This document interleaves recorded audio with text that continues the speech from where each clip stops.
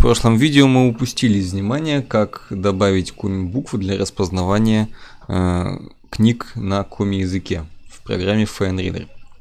Сейчас мы это исправим.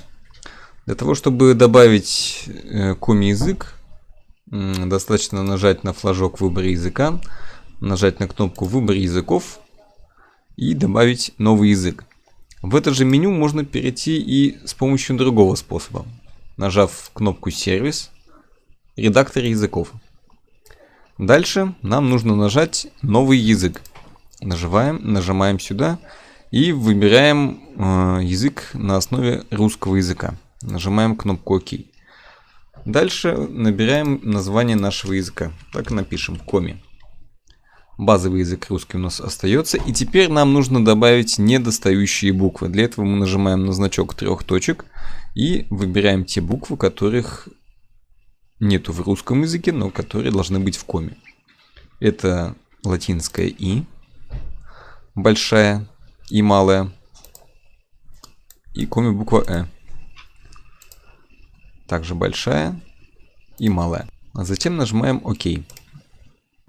Словарь выбираем «Нет», так как действительно у нас нету словаря на коми-язык. Затем нажимаем «Ок» и теперь еще раз нажимаем «Ок».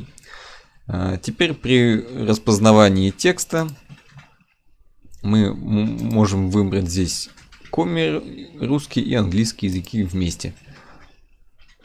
И после этого уже распознавать язык, что и мы сделаем. Давайте убедимся, что коми-язык распознается. Для этого нажмем на одну из страничек. Находим здесь вот, например, букву «э» английская. Где она здесь? Вот она у нас.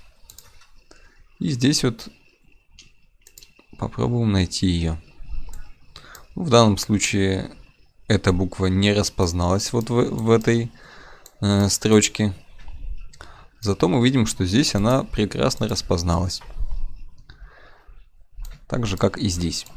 В принципе, нам и не нужна точность распознавания, так как в технических требованиях указано, что текст должен быть распознан в автоматическом режиме.